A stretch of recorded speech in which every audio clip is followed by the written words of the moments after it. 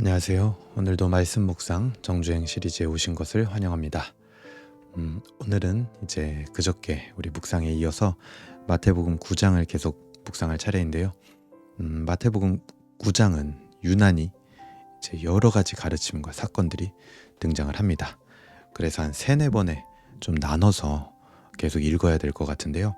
오늘은 그 두 번째 파트로 이제 우리 지난 시간에 마태를 부르시는 이제 9절까지 봤다면, 오늘은 이 9절을 좀 겹쳐서 보면서 9절부터 13절 그리고 14절부터 17절까지 있는 이제 금식 논쟁까지 우리가 한번 보면 좋을 것 같습니다.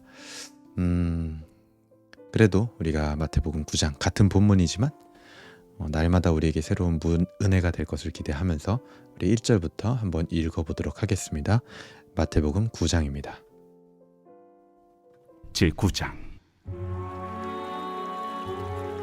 예수께서 배에 오르사 건너가 본 동네에 이르시니 침상에 누운 중풍병자를 사람들이 데리고 오거늘 예수께서 그들의 믿음을 보시고 중풍병자에게 작은 자야, 안심하라.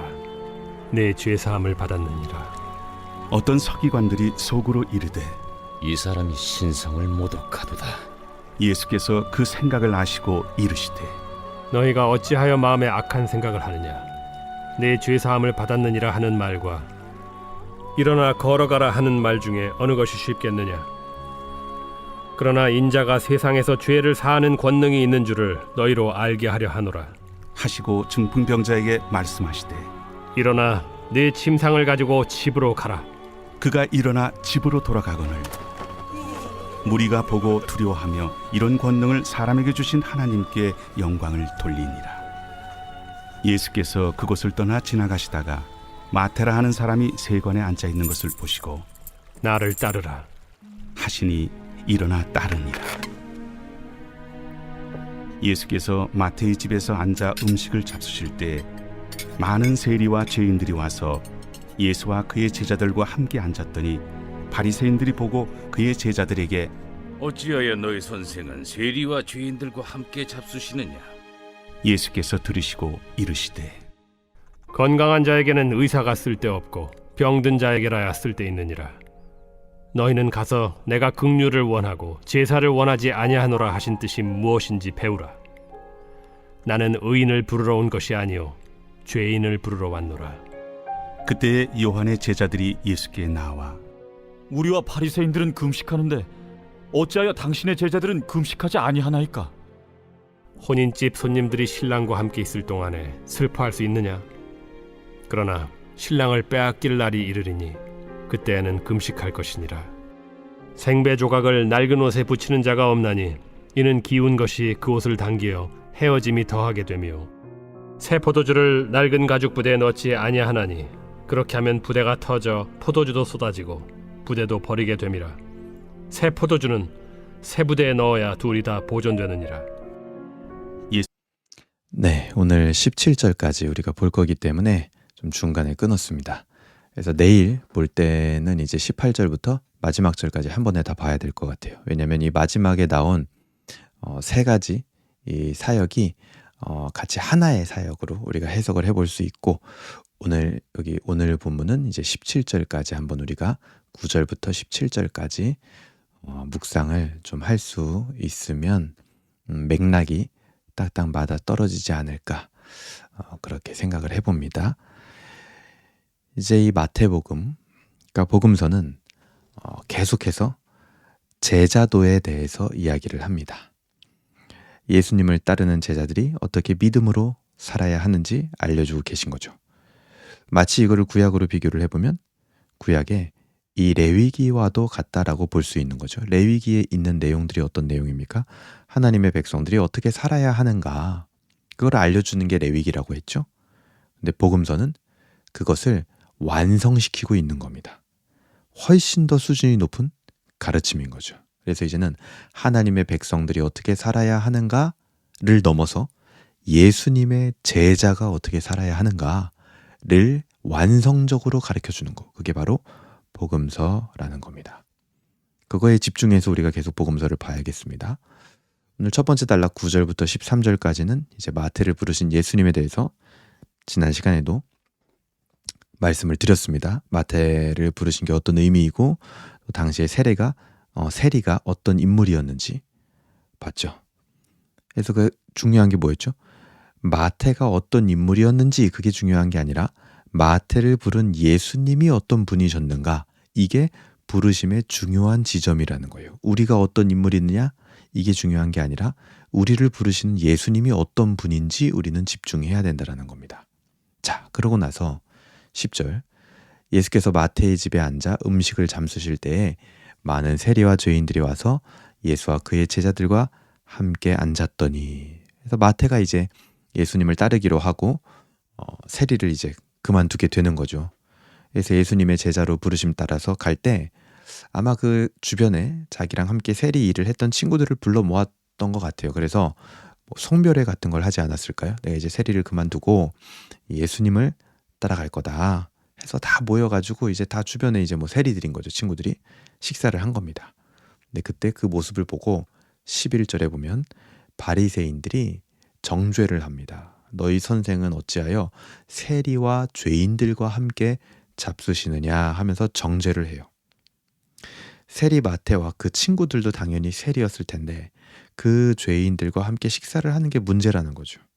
왜냐하면 그들과 식사를 한다는 것 자체가 그들을 포함해서 그들의 악한 행실까지도 용납하신다라는 의미가 있기 때문에 그들하고는 아예 식사도 해서는 안 된다. 그래서 여기서 이 바리새인들이 세리와 죄인들과 함께 잡수시느냐 하고 물어볼 때 이 죄인이라는 말이요, 하나님 앞에서 떳떳하지 못한 그런 죄인들을 뜻하는 게 아니라 사람의 눈에 띄는 심각한 죄를 지은 사람들을 뜻하는 단어가 여기에 쓰이게 됩니다. 그러니까 이 지점에서 죄인에 대한 관점의 차이를 우리는 볼 수 있는 거예요. 바리새인들은 자신들이 만들어낸 기준에 따라 의인과 죄인을 구분합니다.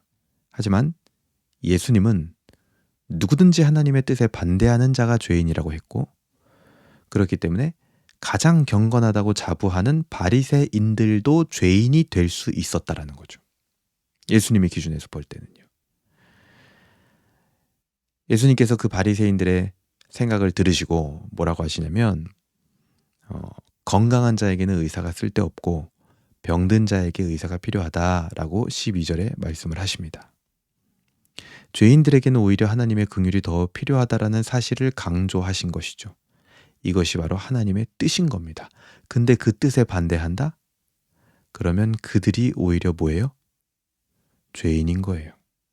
그렇게 생각한 자들이 죄인이 될 수 있는 겁니다. 예수님이 13절에 뭐라 그러십니까? 그래서 너희는 가서 내가 긍휼을 원하고 제사를 원하지 아니하노라 하신 뜻이 무엇인지 배워라. 나는 의인을 부르러 온 게 아니라 죄인을 부르러 왔노라 말씀하십니다. 바리새인들은요, 자신들만큼 구약을 잘 아는 사람은 없다라고 자부했던 사람들입니다. 그런데 그들에게 구약을 가서 더 배워라. 왜냐하면 인용된 이 본문이 호세아서에 나오는 본문이었거든요. 그들에게 더 배우라는 예수님의 권면은 그들의 위선을 비꼬는 굉장히 냉소적인 말인 거예요. 이때 예수님께서 인용하신 긍휼을 원하고 제사를 원하지 않는다라는 말씀은 호세아서 6장 6절을 인용한 겁니다.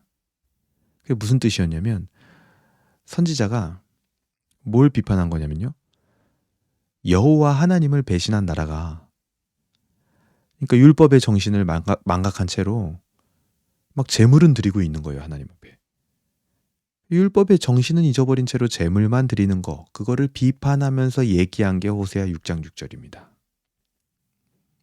하나님이 원하시는 긍휼은 이 긍휼이라는 거, 하나님이 원하시는 긍휼, 내가 긍휼을 원한다라고 할 때 그 긍휼은 히브리어 헤세드를 번역한 단어입니다. 긍휼이라는 단어가. 구약에서 가장 중요한 것이 인간을 향한 하나님의 헤세드. 오늘 우리말로 번역을 해본다면 긍휼이라고 번역도 돼 있지만 더 포괄적으로는 사랑이라고 할 수 있거든요. 구약에서도요, 하나님께서 가장 중요하게 여기는 게 인간을 향한 하나님의 사랑이에요. 사랑. 하나님은 그거를 원하신다라는 거예요. 긍휼을 원하신다라는 말은. 바리새인들은 정확하게 이 지점을 벗어난 겁니다. 스스로 의인이라고 생각했던 바리새인들은 의사이신 예수님의 필요성을 느끼지 못했어요. 하지만 예수님의 필요성을 간절히 느끼는 지탄받는 죄인들은 그들을 고쳐주실 예수님이 절실히 필요했습니다. 그러므로 그들에게는 하나님의 헤세드, 사랑이신 예수님이 치료자가 되어 주시는 거예요. 그것이 뭡니까? 율법의 정신입니다. 그러니까 이 첫 번째 단락에서 예수님이 우리에게 주시는 교훈은 뭡니까? 우리도 한번 이 바리새인들의 입장은 아닌지 생각해 봤으면 좋겠습니다. 우리는 정죄하는 자인가? 혹시 그러고 있진 않은가? 나의 기준으로 죄인이 누구인지 가르고 찾고 있는 자는 아닌가? 아니면 그저 병든 죄인으로 예수님의 도움을 간절히 바라고 있는 죄인으로 나를 인식하고 있는가? 생각해 봤으면 좋겠습니다. 사실상 우리가 생각해 보면요. 언제부터 우리가 그렇게 의인이었습니까? 언제부터 우리가 그렇게 성경을 알았습니까? 아니, 지금도 정말 성경에서 가르치는 정신을 알고 행하고 있을까요, 우리가? 정말로? 구약과 신약의 가르침을 정말 조화롭게, 레위기와 복음서를 정말 조화롭게 우리는 이해하고 보고 있는가요? 구약의 전문가라고 했던 바리새인들도 예수님의 정신을 오해했습니다. 성경을 이해하지 못했어요. 예수님이 마태복음 5장에서 뭐라고 가르쳐 주셨습니까? 심령이 가난한 자가 복이 있는 자다. 그 사실을 우리는 잊어서는 안 되겠습니다.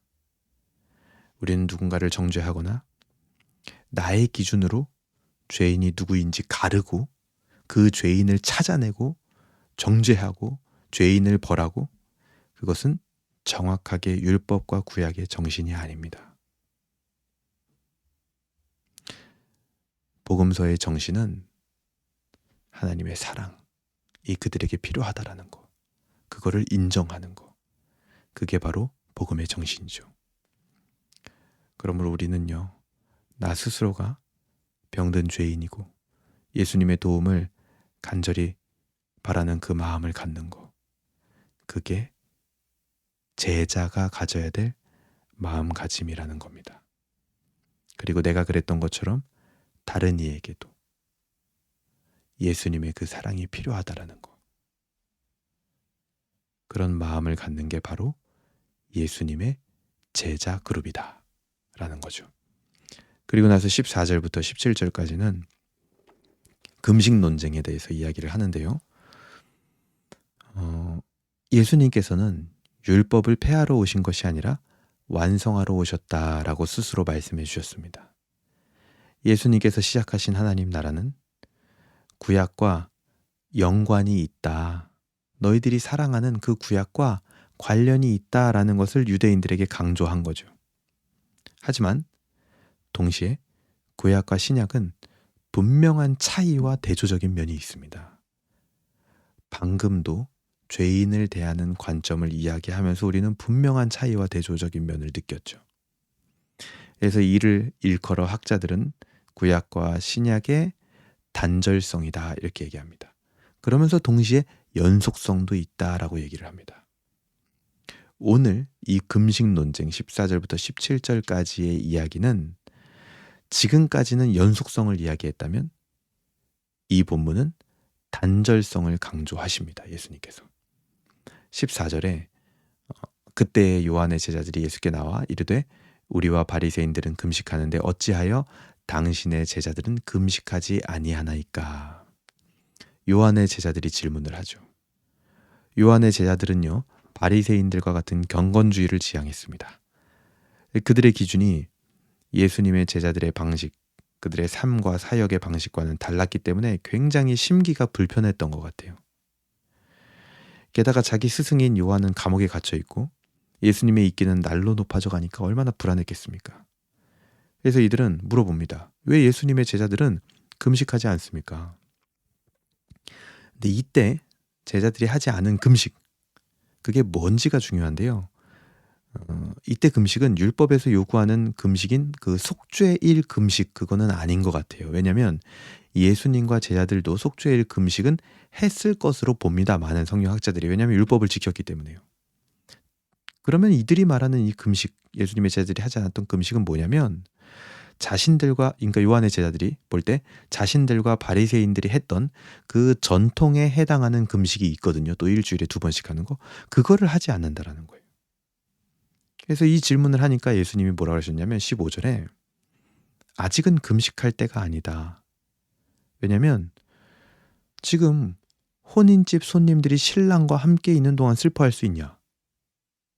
지금은 그렇게 막 슬퍼할 때가 아니다. 그러나 신랑을 빼앗길 날이 올 건데 그때는 금식을 하게 될 거다. 실제로 예수님은 이 앞에 마태복음에서 뭐라 그러셨습니까? 금식을 할 때 은밀하게 해야 된다라고 가르쳐 주셨죠. 금식 자체를 부정하시진 않았어요. 그런데 오늘 말씀은 뭡니까? 금식은 해야 할 때가 있고 하지 말아야 될 때가 있다. 근데 지금은 아니라는 거예요. 지금은 이 예수님께서 드디어 구약에서 그토록 모든 선지서에서 예언했던 그 메시아 왕국이 임할 거다. 메시아 왕국이 임할 때 너에게 온전한 회복이 임할 것이다. 라고 했던 그 하나님의 나라를 지금 세우셨기 때문에 지금은 혼인식에 버금가는 기쁨의 잔치를 해야 될 때라는 겁니다. 예수님이 바로 이 잔치의 신랑이신 거죠. 그러나 이 잔치는 오래가지 못할 것이라고 말씀을 하세요. 그때가 되면 제자들은 슬퍼하며 진정한 금식을 하게 될 것이라는 거죠. 그때가 바로 언제입니까? 십자가 사건을 암시하시는 겁니다.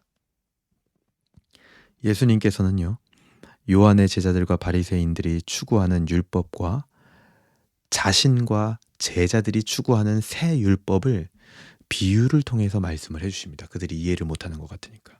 다시 말씀드릴게요. 요한의 제자들과 바리새인들이 추구했던 율법, 모세의 율법이 있습니다. 그리고 예수님과 제자들이 추구했던 새로운 율법이 있어요. 그거를 비유를 통해서 말씀을 해주시는데요. 비유가요, 정말 찰떡 같습니다. 16절에 보면 생배 조각과 낡은 옷의 비유가 있죠. 이게 뭐냐면 옛날 율법은 낡은 옷 같다라는 거예요. 그런데 새 율법, 예수님의 가르침은 생배 조각과 같다라는 겁니다. 16절이죠. 그러니까 방금 만든 이 생배 조각을 낡은 옷에 기워 붙이면 어떻게 될까요? 처음에는 표가 안 날 수도 있겠죠. 그런데 빨아서 말리면요, 낡은 옷은 이미 오래된 옷이기 때문에 줄어들 때도 줄어들어 있습니다. 그래서 빨아서 말려도요 변화가 없어요. 그런데 그 위에 덧댄 아직 빨고 말려보지 않았던 생배 조각은요, 빨고 말리면 어떻게 됩니까? 줄어들어요, 그 성질상. 그러면서 기웠던 그 낡은 옷마저도 찢어버리게 된다는 거죠. 예수님은 옛 종교의 전통을 떼우시기 위해서 오신 분이 아니라 완전히 새로운 옷을 주시기 위해서 오셨다라는 거예요. 두 번째 17절에 이 새 포도주와 낡은 가죽부대 비유도 동일합니다. 옛 율법은 낡은 가죽부대 같다라는 거예요. 그런데 하나님 나라의 새 율법은 새 포도주와 같다라고 말씀을 하십니다. 당시 가죽부대는요, 오래 사용할수록 빳빳하고 단단해졌습니다. 반면에 새 포도주는요, 이제 막 발효가 시작된 포도주를 말해요. 발효가 막 시작된 포도주는요, 발효 작용 때문에 가죽에 넣으면 가죽이 부피가 팽창하면서 팽팽해집니다. 그렇기 때문에 새 포도주는 빳빳하고 단단한 낡은 가죽 부대에 넣지 않는 게 당연한 상식이에요. 왜요? 내용물이 팽창하면서 낡은 가죽 부대를 터져버릴 수가 있거든요. 그러면 어떻게 됩니까? 포도주도 다 쏟아 버리게 되는 거죠. 예수님이 시작하신 하나님 나라는요, 새 포도주와 같습니다. 오래된 가죽 부대와 같은 옛날 시스템과 전통에 담을 수가 없어요. 예수님은 옛 율법에 새 생명을 채우기 위해 오신 것이 아니라 하나님 나라의 율법, 새 생명의 율법을 완전히 새로운 시스템에 담기 위해서 오셨습니다. 바로 지금까지 가르치신 이 제자도가 뭐예요? 융통성 없이 율법을 지키는 것을 지향하고 유대교의 전통이라는 시스템을 이제는 대신하게 되는 겁니다. 뭐가 뭘 대신해요? 제자도가 바로 유대교의 전통과 옛 율법을 대신하게 된다는 거예요. 그래서 제자도의 가르침은, 이 복음서에 나오는 제자도의 가르침, 제자들이 어떻게 살아야 되는지에 대한 가르침은요, 너무너무 중요한 겁니다. 그 삶의 양식에 예수님의 가르침, 새 생명, 새 율법을 담아내야 한다라는 것이죠. 이것을 이해하지 못하면 율법과 복음을 완전히 융화된 하나인 줄로 착각하게 됩니다. 예수님은 율법을 복음으로 완성시키셨다라는 면에서 율법과 복음이 하나인 것이지 둘이 완전히 같다라는 것은 아니에요. 다시 말씀드릴게요. 율법을 복음으로 완성시켰기 때문에 하나다라고 볼 수 있는 거다라는 것이지 율법과 복음이 완전히 똑같다라는 건 아닌 겁니다. 완전히 새로운 하나님 나라의 윤리와 기준이 이제는 복음으로 다시 제시되는 거예요. 이걸 이해하지 못했던 초대교회는요, 기독교를 유대교의 한 종파로 여기는 경우가 굉장히 많았습니다. 그러다가 이방인들이 많아지면서 율법과 복음이 하나 된다라는 올바른 개념이 무엇인지 점차 깨달아져 가는 게 초대교회에 있었죠. 그런 일들이. 그러니까 오늘 이 14절부터 17절까지만 해도 우리가 할 말이 얼마나 많습니까? 오늘 이것을 어떻게 우리가 적용하고 좀 이 말씀을 어떻게 우리가 교훈 삼을 수 있을까요? 한번 우리가 스스로 돌아봤으면 좋겠습니다. 혹시 나는 아직도 구약의 그 레위기식 사고와 전통에 갇혀 있지는 않은가? 그런 사고와 시스템에는요, 예수님의 새로운 사랑의 가르침을 담을 수 없습니다. 왜요? 레위기에서 가르치는 게 뭡니까? 죄인을 벌하는 거죠. 의인을 사랑하는 겁니다.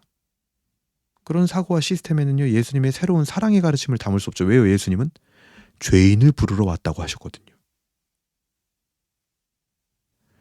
예수님은 죄인을 용서하고 사랑하고 오히려 그들에게 의사이신 예수님이 필요하다라는 그 개념을 가지고 오셨기 때문에 그 과거의 틀에는 예수님의 이 정신을 담을 수가 없는 거예요. 요한의 제자들과 바리새인들처럼 자기 스스로의 그 금식이라는 그 경건, 자기만의 그 경건에는 예수 그리스도의 십자가와 그 감격의 눈물과 그 금식을 담을 수는 없는 겁니다.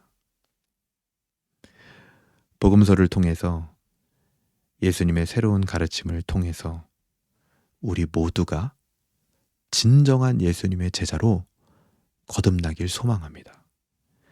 완전히 새로운 가죽부대, 정말 새 포도주를 담을 만한 성령의 옷을 입길 바랍니다. 오늘 하루를 살면서 내가 기억해야 하는 제자도는 무엇입니까? 나의 율법은 어떻게 제자도로 완성되어져 가야 합니까? 특별히 오늘은 이 위에서 우리가 묵상했던 대로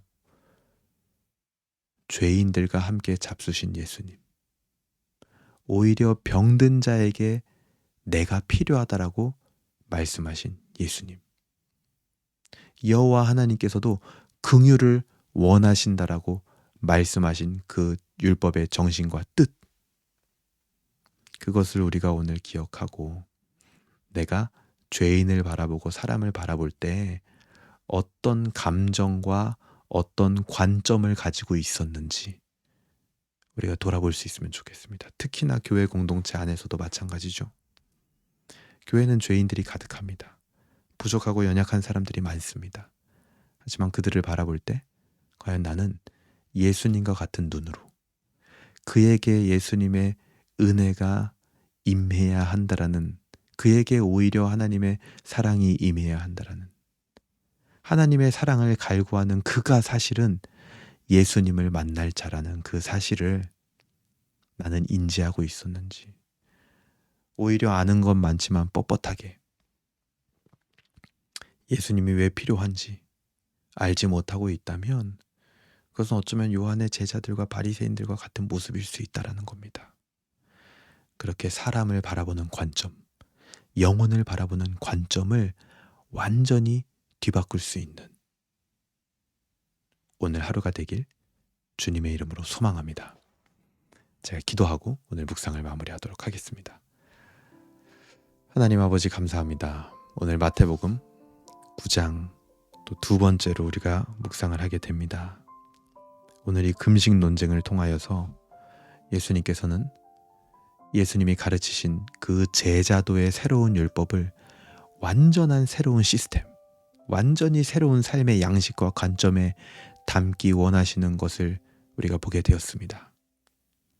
우리는 과연 그렇게 준비된 새 가죽 부대인지, 그리고 새로운 시스템으로 우리의 삶이 거듭나 있고 우리의 관점이 바뀌어 있는지 다시 한번 돌아보게 됩니다.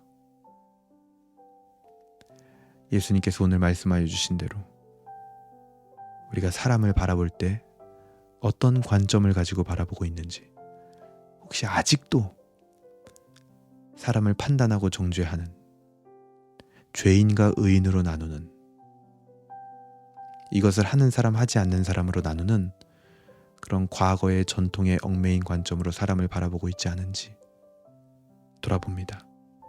이제는 예수님과 같이 사람을 바라볼 때, 영혼을 바라볼 때 그 사람의 이 말, 복음, 하나님의 은혜, 오히려 그들을 예수님은 찾아가신다라는 그 관점, 그 복음의 정신을 우리도 가질 수 있도록 은혜를 베풀어 주시옵소서. 그리고 우리가 먼저 병든 죄인으로서 예수님의 도움을 간절히 바라고 있는지 돌아보는 하루가 되게 해주시고, 별거 아닌 경건으로 그것을 나의 의로 삼지 않게 하여 주시고, 심령이 가난한 자가 복이 있다고 했는데 우리가 그런 예수님이 봤을 때 복 있는 존재들이 될 수 있도록 성령님 오늘 우리 안에 역사하여 주시옵소서.